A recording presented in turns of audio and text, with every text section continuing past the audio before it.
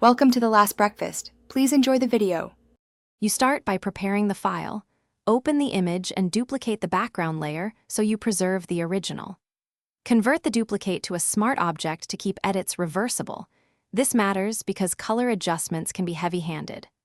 Once done, make sure proof colors and your working RGB profile match your delivery intent, web or print, because profiling changes how sliders behave. Now add an adjustment layer.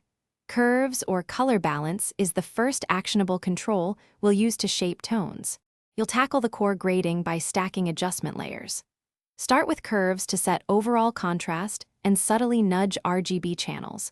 Pulling a midtone green out of the green curve shifts the look without clipping.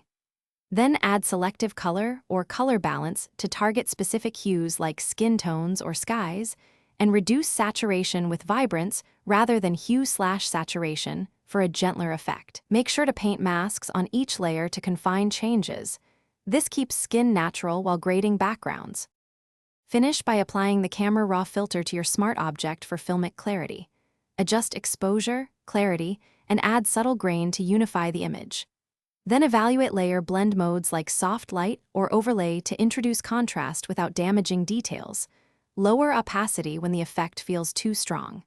Before exporting, flatten a copy for final checks, convert to sRGB if needed, and export with appropriate quality. Troubleshooting tip: if colors shift unexpectedly, recheck document profile and disable proof. Thanks for watching. If this was helpful, leave a like and consider subscribing. See you next time.